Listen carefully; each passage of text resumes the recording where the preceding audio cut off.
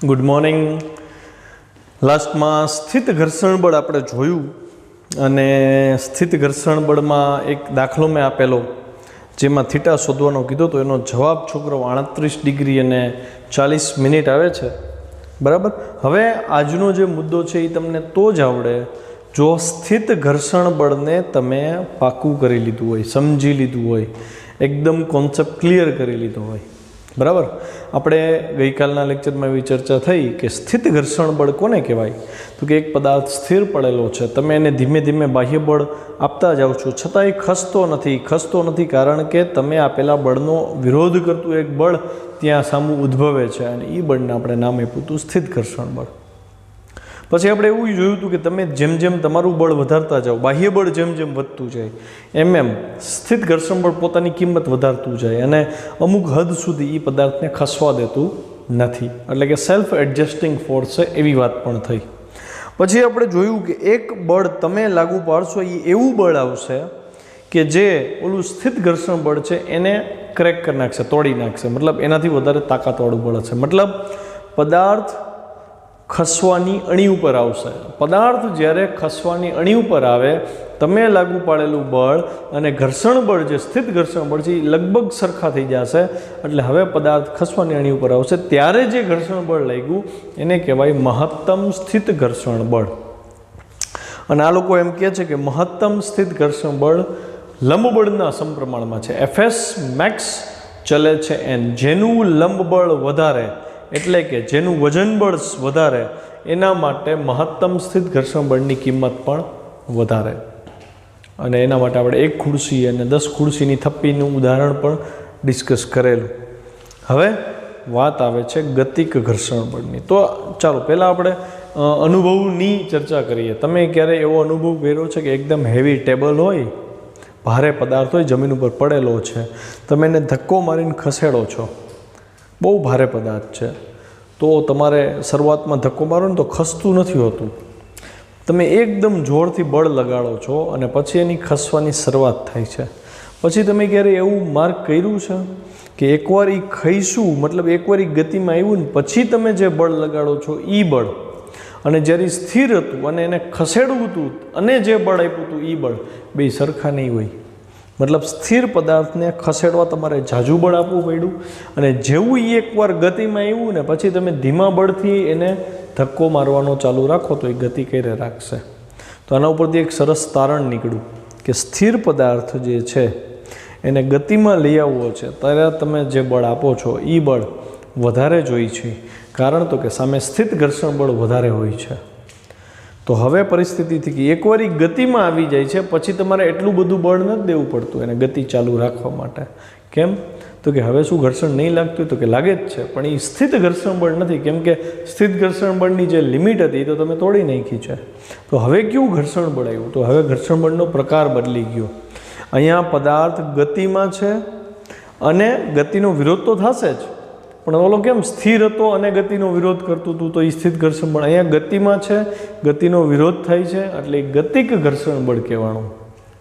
અને ગતિક ઘર્ષણ બળનું મૂલ્ય છોકરાઓ, મતલબ પદાર્થ જ્યારે ગતિ કરતો હોય અને જે ઘર્ષણ અનુભવે છે એ ઘર્ષણ પદાર્થ જ્યારે સ્થિર હતો અને તમે બળ આપતા હતા અને જે ઘર્ષણ અનુભવતો હતો એના કરતાં ઓછું હોય. મતલબ ગતિક ઘર્ષણ બળ સ્થિત ઘર્ષણ બળ કરતાં ઓછું હશે. એટલા માટે જ તમે ગતિ કરતા પદાર્થને ઓછા બળથી ધકેલી શકો છો, જ્યારે સ્થિર પદાર્થને બહુ ઝાઝું બળ આપીને પછી એને ધકેલી શકો છો. ખ્યાલ આવ્યો? મતલબ ખુરશીનું 10 ખુરશીની થપ્પી પડી છે, તમે એને ખેંચો છો, શરૂઆતમાં ઝાઝું બળ આપશે પણ જેવી ખસેડવાની શરૂઆત થઈને પછી તો ફટાફટ તમે ખેંચીને લઈ જઈ શકશો. કેમ? તો કે સ્થિત ઘર્ષણ બળનું મૂલ્ય બહુ વધારે હોય તો એની સામે ગતિ કરાવવા તમારે ઝાઝું બળ આપવું પડે. જ્યારે પદાર્થ ગતિમાં આવે, ગતિમાં આવી ગયો પછી સ્થિત ઘર્ષણ બળનું અસ્તિત્વ નીકળી જાય. પછી ગતિક ઘર્ષણ બળ આવ્યું, ગતિનો વિરોધ કરતું બળ છે એટલે ગતિક ઘર્ષણ બળ થયું. અને ગતિક ઘર્ષણ બળ હંમેશા મહત્તમ સ્થિત ઘર્ષણ બળ કરતાં ઓછું હશે. તેથી ગતિ કરાવતી વખતે આપણે ઓછું બળ આપીએ તોય વાંધો આવતો નથી. બરાબર. ચલો થિયરીમાં આપણે આગળ વધીએ. જ્યારે સપાટી પર રહેલા પદાર્થ પર સપાટીને સમાંતર લાગતા બાહ્ય બળનું મૂલ્ય મહત્તમ સ્થિત ઘર્ષણ બળ કરતાં વધી જાય તો તે પદાર્થ પર લાગતા બાહ્ય બળની દિશામાં ગતિ કરવા લાગે છે. મતલબ આપણે એવી વાત થઈ હતી કે એક પદાર્થ છે, ધારો કે 10.1 ન્યૂટન સુધી ખસતો નથી, 10.1 ન્યૂટને એણે ખસવાની શરૂઆત કરી. માની લ્યો કે તમે અહીંયા 10.1 ન્યૂટન બળ આપ્યું આ દિશામાં અને સ્થિત ઘર્ષણ બળ એટલે કે હજી આ સ્થિર છે તો એ 10.1 ન્યૂટન આપશે. હવે જેવું તમે અહીં 10.2 કરશો છોકરાઓ એટલે આ પદાર્થ ખસવાની શરૂઆત કરશે આ દિશામાં. જો આ ગતિની દિશા દર્શાવી છે, આ એની ગતિની દિશા, બળની દિશામાં ગતિની દિશા આવશે. હવે એણે ખસવાની શરૂઆત કરી દીધી, હવે ગતિમાં આવી ગયું તો ઓલું સ્થિત ઘર્ષણ બળ નીકળી જશે. હવે નવું બળ એને રોકે છે. ઈ બળ આપણે અહીંયા દર્શાવ્યું છે FK થી, kinetic frictional force. FK kinetic frictional force, ગતિક ઘર્ષણ બળ. ખ્યાલ આવ્યો? આંકડા તો ખાલી રમત છે, બાકી તો કોન્સેપ્ટ ક્લિયર થવો જોઈએ. તેથી ઘર્ષણ બળ મહત્તમ સ્થિત ઘર્ષણ બળથી ઘટવા લાગે છે. મતલબ ગતિમાં આવ્યું તો હવે જે ઘર્ષણ બળ લાગ્યું FK એ મહત્તમ સ્થિત ઘર્ષણ બળથી ઓછું થઈ ગયું, કેમ કે પદાર્થ ગતિમાં આવ્યો ને. હવે ગતિક ઘર્ષણ બળની વ્યાખ્યા: સંપર્કમાં રહેલી સપાટીઓની સાપેક્ષ ગતિનો વિરોધ કરતું બળ એટલે ગતિક ઘર્ષણ બળ. સંપર્કમાં રહેલા પદાર્થની સપાટીઓ વચ્ચેની સાપેક્ષ ગતિ એટલે બે એકબીજાની સાપેક્ષે આગળ પાછળ થવા જોઈએ. જો આને સાપેક્ષ ગતિ 0 કહેવાય, બે સાથે ન જવા જોઈએ. આ નીચેનું ટેબલ છે, ઉપરની બુક છે, બુક ડાબી બાજુ જાય તો ટેબલ જમણી બાજુ, એવી રીતનું થવું જોઈએ. એનો વિરોધ કરતું જે ઘર્ષણ બળ છે એ કહેવાનું ગતિક ઘર્ષણ બળ. તેને FK વડે દર્શાવાય છે. અહીંયા જે આ નીચેના લીટા દોર્યા છે ને એ ખરેખર આમ જાય છે ને ગતિ કરે છે ને એવું દર્શાવેલું છે. આપણે કરવાની જરૂર નથી, ગતિની દિશા દર્શાવી દીધી છે. આ બાહ્ય બળ છે ને આ ગતિનો વિરોધ કરતું ગતિક ઘર્ષણ બળ છે. ગતિક ઘર્ષણ બળના નિયમો: જેમ સ્થિત ઘર્ષણ બળના નિયમ હતા એમાંના નિયમ છે. પહેલો નિયમ: ગતિક ઘર્ષણ બળને સંપર્ક સપાટીના ક્ષેત્રફળ પર આધાર નથી. મતલબ અહીંયા બ્લોક કેટલા ક્ષેત્રફળમાં પડેલું છે એ મહત્વનું નથી. ખ્યાલ આવ્યો? ક્ષેત્રફળ પર આધાર નથી રાખતું, એના વજન ઉપર આધાર રાખશે. બીજું, ગતિક ઘર્ષણ બળ પદાર્થના સાપેક્ષ વેગ પર પણ આધારિત નથી. વેગ કેટલો છે એ મહત્વ નથી, ગતિમાં એવો ધટ્સ ઇટ. અને ત્રીજું, ગતિક ઘર્ષણ બળ લંબ બળના સમપ્રમાણમાં છે. આ મુદ્દો એને સ્થિત ઘર્ષણ બળ આરે મેચ કરાવે છે. ઓલું લંબબળના સમપ્રમાણમાં, આ લંબબળના સમપ્રમાણ. એટલે હું લખી શકું ને FK ચલે છે N. તમને બધાને ખબર છે લંબ બળ આપણે ઉપર તરફ લઈ છીએ N, અને એ કોને સિમિલર હોય તો કે વજન બળને સિમિલર હોય. તો જેનું વજન વધારે એનું લંબબળ વધારે, જેનું લંબબળ વધારે એનું ગતિક ઘર્ષણ બળ વધારે, કેમ કે ગતિક ઘર્ષણ બળ લંબ બળના સમપ્રમાણમાં હોય છે. એટલે જ એક ખુરશી ગતિમાં આવે અને તમારે જે ગતિક ઘર્ષણ બળ અનુભવાય ઓછું હોય, જ્યારે 10 ખુરશી મૂકી હોય, વજન વધે, લંબબળ વધે તો ગતિક ઘર્ષણ બળ પણ એનું વધી જશે. અને ચલન દૂર કરો તો અચળાંક મૂકવો પડે. ઓમાં કેમ આપણે FS ચલે છે N લખ્યું હતું આપણે, અને અચળાંક તરીકે આપણે μS લીધો તો એ જ છે. સ્થિત ઘર્ષણાંક નામ આપ્યું હતું. પદાર્થની ખરબચડી સપાટી ઉપર આધાર રાખે. જેમ સપાટી ખરબચડી એમ μSની કિંમત ઊંચી જાય. તો એવી જ રીતે અહીંયા ચલન દૂર કરતાં μK લીધો. આને કહેવાય કોફિશિયન્ટ ઓફ. μK બરાબર ગતિક ઘર્ષણાંક થાય. અંગ્રેજીમાં લખાય કોફિશિયન્ટ ઓફ કાઇનેટિક ફ્રિક્શન.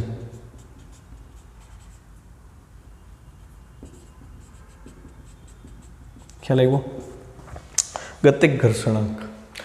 તો હવે હું μK ને કરતા બનાવી લઉં તો FK/N થાય. μK બરાબર FK/N, μS બરાબર FS/N. તો ગતિક ઘર્ષણ બળની વ્યાખ્યા શું થાય તો કે ગતિક ઘર્ષણ બળ અને અહીં ગતિક ઘર્ષણાંકની વ્યાખ્યા આવે. ગતિક ઘર્ષણાંકની વ્યાખ્યા શું થાય તો કે ગતિક ઘર્ષણ બળ FK અને લંબ બળ N ના ગુણોત્તરને ગતિક ઘર્ષણાંક કહે છે. ગતિક ઘર્ષણાંકના મૂલ્યનો આધાર સંપર્કમાં રહેલ સપાટીના પ્રકાર અને દ્રવ્યની જાત ઉપર છે. કયો પદાર્થ છે, સપાટી ખરબચડી છે કે લીસી, એની ઉપર આધાર રાખે છે. વળી FS ગ્રેટર દેન FK છે. મેં હમણાં જ કીધું ને તમને કે સ્થિત ઘર્ષણ બળનું મૂલ્ય વધારે છે એટલે ગ્રેટર દેન થયું FK. FKનું મૂલ્ય ઓછું છે. એટલે હવે જો હું અહીંયા આમ લખું છોકરાઓ કે FS ગ્રેટર દેન FK છે તો હું અહીંયા FSની વેલ્યુ લખું ને μSN greater than μK into N. NN તો સરખા થાય તો ઉડી જાય. તો હું લખી શકું mu s is greater than mu કે, એટલે કે સ્થિત ઘર્ષણાંકની કિંમત ગતિક ઘર્ષણાંક કરતાં પણ મોટી છે. તો આ યાદ રાખવું.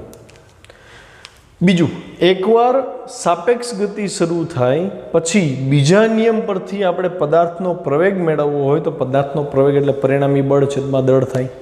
તો બળ કેટલું લાગે છે જુઓ ધ્યાનથી. તો કે પદાર્થ ઉપર એક બળ એફ આમ લઈ ગયું એટલે ઈ બળ ધન દિશામાં હતું, બીજું બળ એફ કે ઋણ દિશામાં લઈ ગયું તો પરિણામી બળને હું એફ ડેશ કહી દઉં. તો પરિણામી બળ આ તાકાતવાળું હોય તો આમ ગતિ થઈ હોય ને, તો ગતિ આમ થઈ છે, આ રોકે છે, આ માની લો કે આ 10 ન્યૂટન છે, આ 5 ન્યૂટન છે, તો આમ જે ગતિ થઈ 5 ન્યૂટનને લીધે થઈને આમાંથી આ બાદ કરવું પડે ને, પહેલાં આ વિરોધી બળની બાદ કરવું પડે ને. તો તમે શું કરશો તો કે ભાઈ એફ ધન દિશામાં છે એટલે મેં ધન લીધું, સદિશ સરવાળો કરવો પડે ને બે બળનો. આ ઋણ દિશામાં છે એટલે માઇનસ એફ કે થાય. આ તમારું પરિણામી બળ થયું કે અહીંયા આ પદાર્થ ખાલી આને લીધે જ આમ જાય એવું નથી, અહીંયા વિરોધી થાય છે. તો વિરોધ થાય છે તો પહેલાં તો 5 ન્યૂટન તમારે આને સમતુલ્ય કરવા આપવું પડશે, પછી ગતિ કરાવવા માથે આપવું પડે. બાકી માની લો કે આ 5 હોત તો હવે કયું જોઈએ, હવે આ દિશામાં ગતિ કરત ન કરત તો ઊભું રહેત. મતલબ આમ ગતિ કરાવવા માટે અહીંયા ગતિક ઘર્ષણ બળ છે એના કરતાં વધારે બળ તમારે આનું આપવું પડે. એટલે તો પરિણામી બળ કેટલું હતું કે આમાંથી આ બાદ કરો એટલું, એટલે મેં એફમાંથી એફ કે બાદ કર્યા, એ પરિણામી બળ થયું. પરિણામી બળ મળી ગયું તો પ્રવેગ જોઈ છીએ આપણે, તો આપણને ખબર છે એફ ડેશ એટલે દળ ગુણ્યા પ્રવેગ થઈ બરાબર એફ માઇનસ એફ કે થાય, સ્મોલ એફ કે છે. તો પ્રવેગ કેટલો થયો એફ માઇનસ એફ કે છેદમાં એમ. ઉપર સદિશ સરવાળો કર્યો એટલે મને આવો જવાબ મળ્યો એફ માઇનસ એફ કે. એક જ અક્ષ ઉપર છે એટલે સદિશ કરવાની જરૂર નથી, પણ એક ધન એક ઋણ લેવા પડે છેદમાં એમ. તો આટલા પ્રવેગથી પદાર્થ ગતિ કરતો હોવો જોઈએ. અચ્છા, પછી કે ધારો કે આ દિશામાં પદાર્થ અચળ વેગથી ગતિ કરતો હોય. અચળ વેગ ક્યારે થાય? આ દિશામાં અચળ વેગી ગતિ તો જ થઈ જો આ બળને આ બળનું મૂલ્ય કેવું હોય, સરખું હોય. એકવાર ગતિમાં આવી ગયો પછી બે બળના મૂલ્ય સમાન થઈ ગયા તો હવે અચળ વેગી ગતિ ચાલુ રહે ને. આપણે ભણ્યા છીએ ને કે બાહ્ય બળ 0 હોય તો સ્થિર પદાર્થ સ્થિર રહે, અચળ વેગથી ગતિ કરતો પદાર્થ અચળ વેગી ગતિ ચાલુ રાખે. ન્યૂટનનો પહેલો નિયમ, ગેલિલિયોનો જડત્વનો નિયમ. તો હું એવું કહી શકું ને જો અચળ વેગી ગતિ થતી હોત તો ઉપરનું પદ 0 થઈ જાત, તો પ્રવેગ શું થઈ જાત, 0 થઈ જાત. તો હું અહીં શું લખીશ, અચળ વેગથી ગતિ કરતા પદાર્થ માટે એફ અને એફ કે સમાન થાય. અચ્છા, માની લો કે તમે પદાર્થ પરનું બાહ્ય બળ એફ દૂર કરો છો. માની લો કે હવે તમે આપવાનું બંધ કરી દીધું, આ છે જ નહીં, આ નથી, એટલે તમે અહીંયા એફની વેલ્યુ શું કરી નાખશો, નથી એટલે 0. તો પ્રવેગ કેટલો આવ્યો માઇનસ એફ કે બાય. માઇનસ એટલે પ્રતિપ્રવેગ થયો કે નહીં?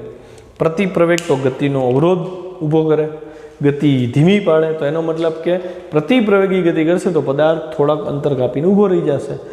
અને અનુભવિક રીતે તમે જો બહારથી ધક્કો આપવાનું બંધ કરી દો, માની લો કે અહીં સ્કેટિંગના ટાયર ફિટ કરી દીધા, થોડોક ધક્કો આપી દો મૂકી દો તો બાહ્ય બળ તો બંધ થઈ ગયું, ગતિક ઘર્ષણ બળ હતું એના લીધે પ્રતિપ્રવેગી ગતિ થશે, સ્કેટિંગ થોડુંક અંતર કાપીને એની મેરે ઊભા રહી જશે. ખ્યાલ આવ્યો ને? તો જો પદાર્થ પરનું બાહ્ય બળ એફ દૂર કરવામાં આવે તો પદાર્થનો પ્રવેગ માઇનસ એફ કે બાય એમ થાય અને તે થોડું અંતર કાપી અટકી જશે.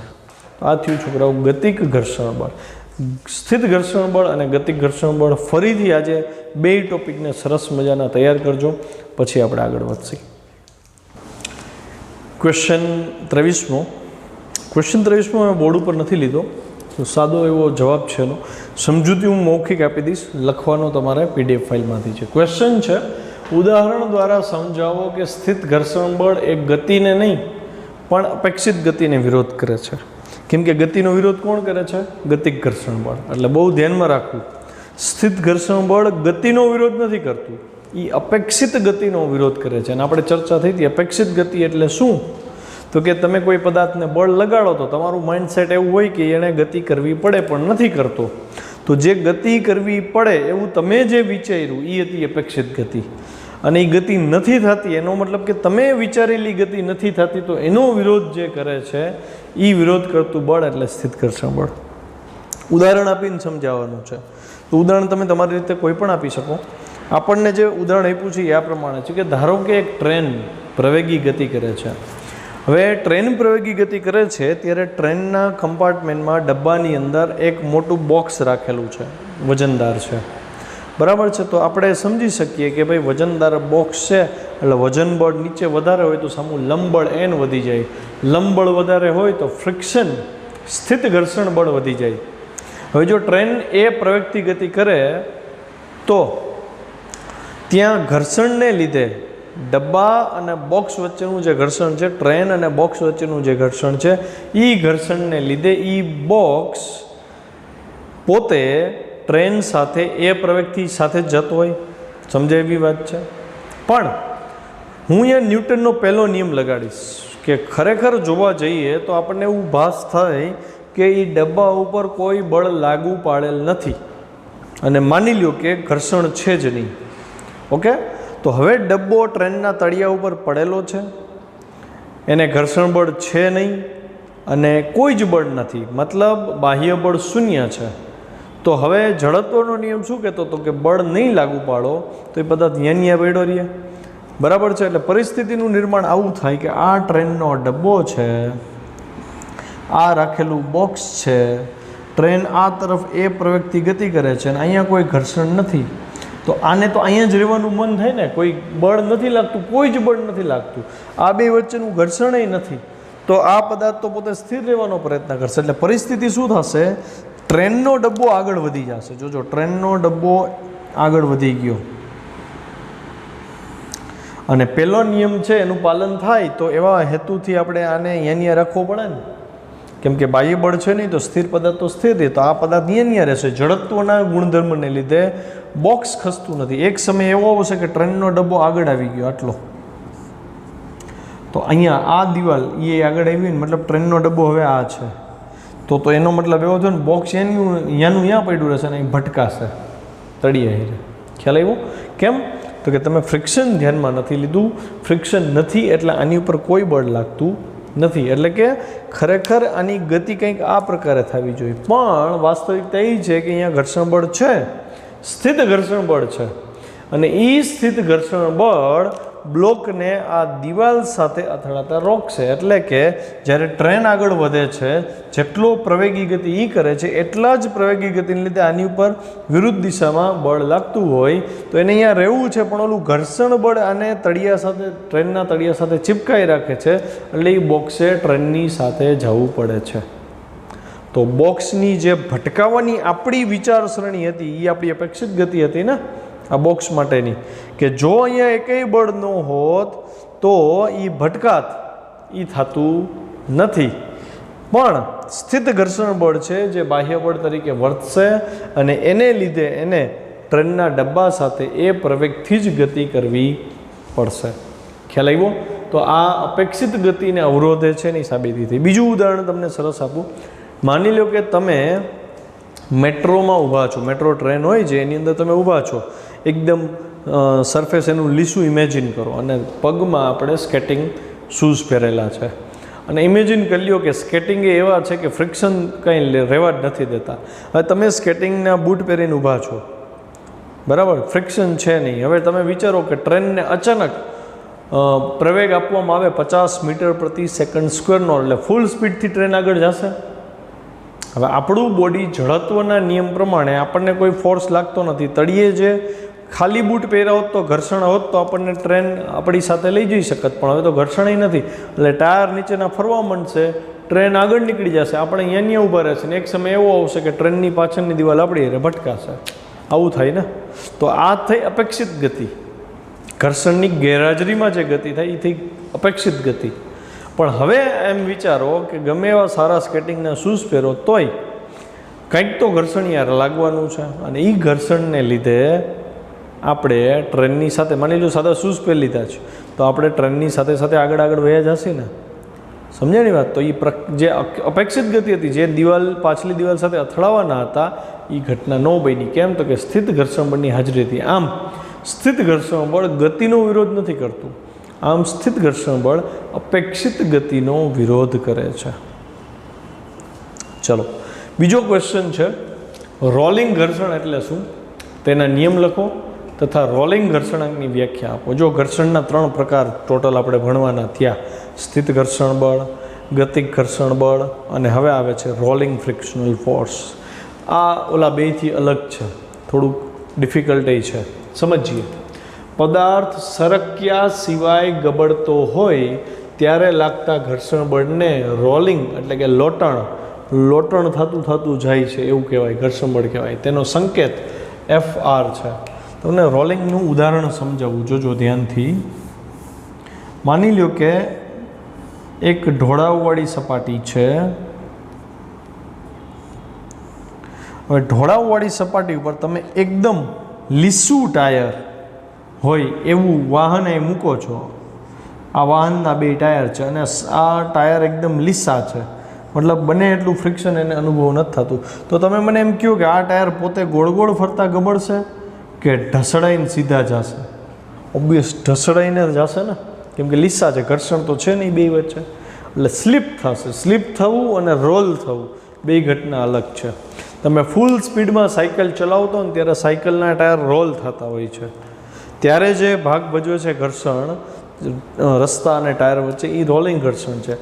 પણ તમે જ્યારે જોરથી બ્રેક એપ્લાય કરશો ત્યારે શું થશે? તો કે તમારી સાયકલમાં બ્રેક લાગી ગઈ, ટાયર ફરતા બંધ થઈ ગયા, છતાંય તમે થોડીક સાયકલ આગળ જવા દો છો. મતલબ કાળો પટ્ટો થઈ જાય, આખું ટાયર ઢસણાનું હોય, એનો મતલબ એ ટાયર ફર્યું નથી, છતાંય ગોળે ગોળ ટાયર આખું જમીને ઢસણાનું. તો એ થયું સરકવું અને ઓલું થયું ગબડવું. ગબડવું અને સરકવું બે અલગ અલગ વસ્તુ છે. જો કોઈ ગબડતો પદાર્થ આપણે દર્શાવીએ તો ગબડતો પદાર્થ પોતે ગોળ ગોળ ઘૂમતો નીચે જતો હોય એને ગબડવું કહેવાય. અને સરકવાવાળામાં માની લો કે આ એ બિંદુ છે, આનું હું ડોટ કરી દઉં. જો તમે જુઓ કે આ પદાર્થ નીચે જાય છે અને પોતે આ કણને ફેરવતો જાય છે હાઈરે આવી રીતે, તો એને ગબડતો પદાર્થ કહેવાય. અને તમે જો એવું જુઓ કે આ પદાર્થ જ્યારે અહીંયા પહોંચ્યો ત્યારે આ કણ અહીંયા જ છે, ફરીથી અહીં જોયું, મતલબ કે આ કણ સુરેખ ગતિ કરે, આવું થાય અને સરકવું થયું કહેવાય. સરકવું હવે ખબર પડે ને?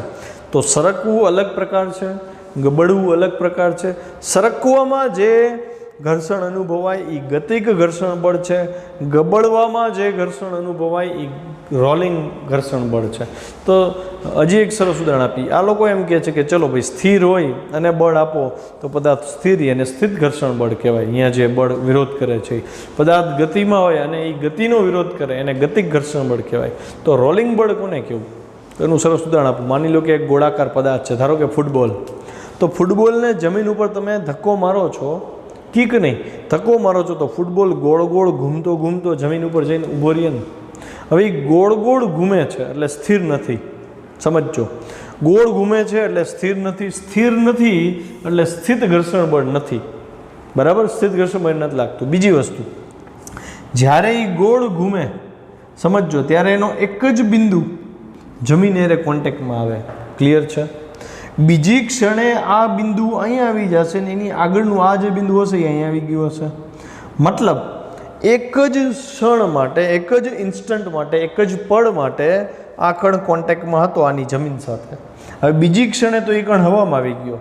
તો હું એવું કહી શકું કે આ કણ એ ક્ષણે એ સમયે જમીનની સાપેક્ષે સ્થિર છે. થાય એવું? બરાબર? કેમ કે એક જ ક્ષણ માટે કોન્ટેક્ટમાં આવ્યો, પછી તો કોન્ટેક્ટમાં નથી. તો જમીનને એવું લાગે એ કણ ગતિ કરતો નથી, એની જ એ ક્ષણ પૂરતો. બીજી ક્ષણે જમીનને એવું લાગે આ કણ સ્થિર છે.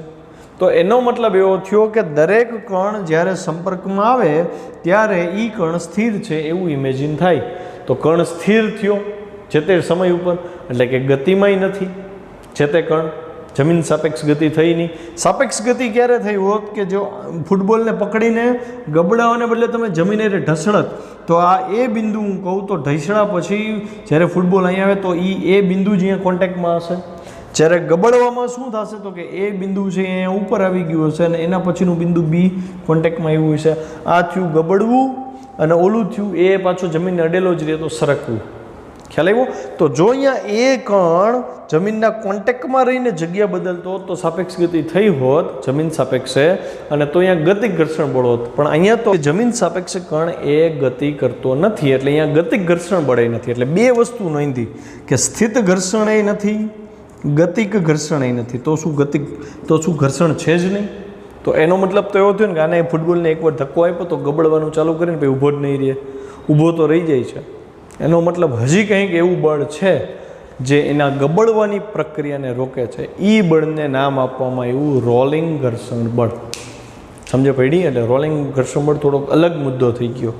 બીજી વસ્તુ, જ્યારે એ અહીંયા કોન્ટેક્ટમાં આવે ને ત્યારે આ સપાટીને થોડુંક વિકૃત થવું પડે. વિકૃત થવું પડે એટલે એનો શેપ ચેન્જ થાય. કેવી રીતે સમજીએ? માની લો કે 4 વ્હીલ છે હેવી વજનવાળી, જ્યારે એનું ટાયર ગોળ છે, જમીનના કોન્ટેક્ટમાં આવે તો તમે જોયું હશે કે ટાયર થોડુંક અમથું દબાતું હોય અહીંથી, આટલો ભાગ થોડોક ડિસ્ટર્બ થયો, એની ગોળીય સપાટી અહીંથી થોડીક સમતલ થઈ ગઈ. તો એવા કિસ્સામાં અહીંયા સંપર્ક બળ લાગશે. સંપર્ક બળની ચર્ચા આગળ થઈ ગઈ છે, આરથી દર્શાવી. આરને લીધે 2 ઘટક મળે, એક ઘટક મળે એન, બીજો ઘટક મળે એફ. સમાંતર ઘટક હોય એને ઘર્ષણ કહેવાય અને લંબ ઘટકને લંબ બળ કહેવાય. આવી ચર્ચા પહેલાં થઈ ગઈ છે.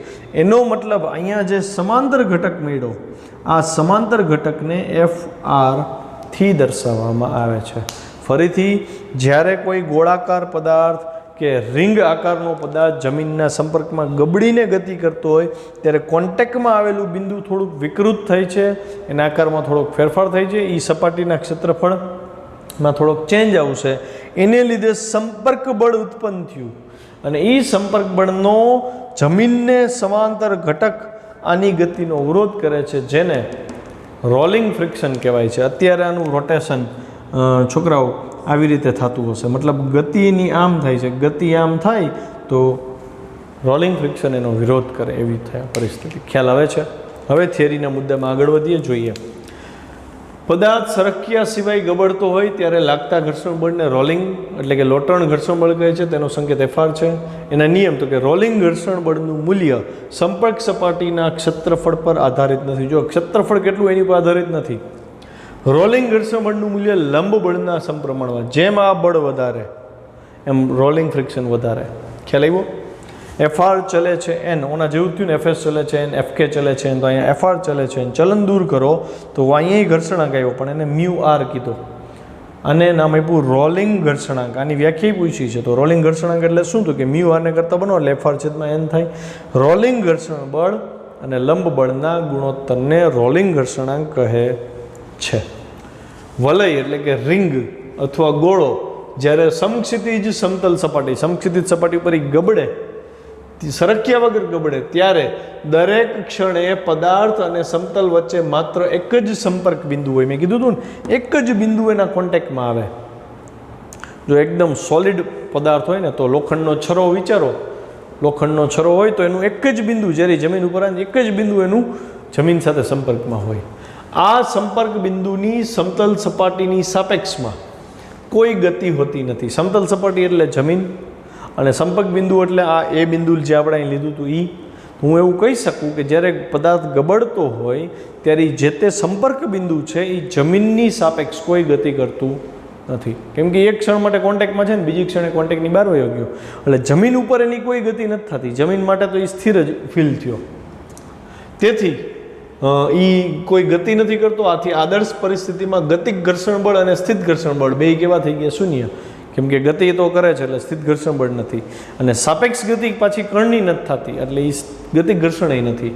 અને જો આવા પદાર્થ કોઈ ઘર્ષણ ન અનુભવે તો અચળ વ્યક્તિ ગતિ કરવા જોઈએ, મતલબ એ છરાને ધક્કો આપ્યા પછી ઊભો રહેશે નહીં. પણ વાસ્તવિકમાં શું થાય તો કે ઊભો રહે છે, તો એનો મતલબ કંઈક અવરોધ કરે એવું બળ છે.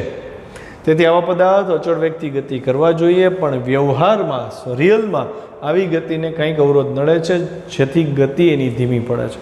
અને એ અવરોધ એટલે રોલિંગ ફ્રિક્શનલ ફોર્સ, એફઆર. આપેલ દળના, ચોક્કસ એક દળ નક્કી કર્યું, એના પદાર્થ માટે રોલિંગ ઘર્ષણ બળ તમે લ્યો. માની લો કે એક ટ્રકનું ટાયર છે, તો એ ટ્રકના ટાયરને તમારા માટે સ્થિર પડ્યું છે અને ધક્કો મારવાનો છે, ત્યારે જે બળ અનુભવ એ કયું બળ છે? સ્થિત ઘર્ષણ બળ. બીજું, ટાયર તમે ઊભું કરી દીધું છે, તમારે એને ઢસડીને લઈ જવાનું છે, ગોળ ફેરવીને નહીં, બરાબર છે? તો કયું ઘર્ષણ બળ થયું? ગતિક ઘર્ષણ બળ. અને ત્રીજો કેસ, તમારે એને ગોળ ફેરવતું લઈ જવાનું, તો એવા કિસ્સામાં કયું થયું? રોલિંગ ઘર્ષણ બળ. તો તમે કયો રસ્તો અપનાવશો? એને સ્થિર પડ્યું હતું ત્યારે ધક્કો મારીને ખેંચીને લઈ જશો એ, કે એને ગોળ ગોળ ફેરવીને લઈ જશો? ઓબ્વિયસ તમે કહેશો ને ગોળ ફેરવીને લઈ જાઓ, ગબડાવીને લઈ જાઓ. કેમ? તો કે એમાં તમારે ઓછું બળ આપવું પડશે. કેમ? તો કે અહીંયા રોલિંગ ઘર્ષણ બળની કિંમત ઓછી છે એવું અનુભવિક રીતે થાય. તો કેટલી ઓછી? આ લોકો એમ કહે છે કે રોલિંગ ઘર્ષણ બળ ગતિક ઘર્ષણ સ્થિત ઘર્ષણ કે ગતિક ઘર્ષણ બળ કરતાં 100 થી 1000માં ભાગનું ઓછું હોય છે રોલિંગ ઘર્ષણ. એનો મતલબ કોઈ પદાર્થને ઢસડીને લઈ જવા કરતાં એ પદાર્થને ગબડાવીને લઈ જવો ઇઝી પડે. આથી ભૂતકાળમાં જ્યારે ચક્રની શોધ થઈ એ બહુ જ મહત્ત્વની શોધ માનવામાં આવે છે. ગતિક ઘર્ષણ અને સ્થિત ઘર્ષણના ઉદ્ગમ કરતાં રોલિંગ ઘર્ષણનું ઉદ્ગમ થોડુંક જુદું છે. ઓમાં કેમ આપણે કહેતા હતા સાપેક્ષ ગતિ થાય તો ગતિક ઘર્ષણ, સાપેક્ષ ગતિ ન થતી હોય અને પદાર્થ સ્થિર જ રહેતો હોય તો સ્થિત ઘર્ષણ રોલિંગમાં અલગ થાય. શું તો મેં અહીં કીધું હતું ને, એનો શેપ થોડોક વિકૃત થાય છે, એ મુદ્દો આવ્યો. રોલિંગ દરમિયાન સંપર્કમાં રહેલ સપાટી સહેજ વિકૃત બને છે અને વિકૃત બને તેથી પદાર્થનું નિશ્ચિત ક્ષેત્રફળ સપાટી સાથે સંપર્કમાં આવ્યું. અહીંયા જો ટાયરનો આટલો ભાગ જમીનના કોન્ટેક્ટમાં આવ્યો, કેમ કે ટાયરનો એટલો ભાગ થોડોક વિકૃત થયો, મતલબ એનો શેપ ચેન્જ થયો, આકાર બદલ્યો. આટલો ભાગ કોન્ટેક્ટમાં આવ્યો તો એ જેટલો ભાગ કોન્ટેક્ટમાં આવે એની પ્રમાણે સંપર્ક બળ ઉત્પન્ન કરે. સંપર્ક બળનો સપાટીને સમાંતર ઘટક છે એ ગતિનો વિરોધ કરશે. અને છેલ્લે આપણને આટલું જોવા મળ્યું કે FR એટલે સૌથી ઓછું બળ, એનાથી વધારે FK, એનાથી વધારે FN છે. આ તો તમને ખબર જ છે. સૌથી ઓછું અહીંયા FS આવશે, સૌથી ઓછું રોલિંગ ઘર્ષણ, એનાથી ઓછું, એનાથી વધારે ગતિક ઘર્ષણ, એનાથી વધારે સ્થિત ઘર્ષણ બળ. મતલબ સ્થિત ઘર્ષણ બળનું સૌથી વધુ મૂલ્ય હોય, એનાથી ઓછું મૂલ્ય ગતિક ઘર્ષણ બળનું, અને રોલિંગ ઘર્ષણ બળ તો એનાથી સાવ ઓછું. અચ્છા, આને આપણે જો આવું કરીએ, μRn less than μKn less than μSn, મેં બીજું કંઈ નથી કર્યું, આની કિંમત જ મૂકી, બધા એમાંથી n ઉડી જાય ને તો મને એવો સંબંધ મળ્યો μR less than μK less than μS.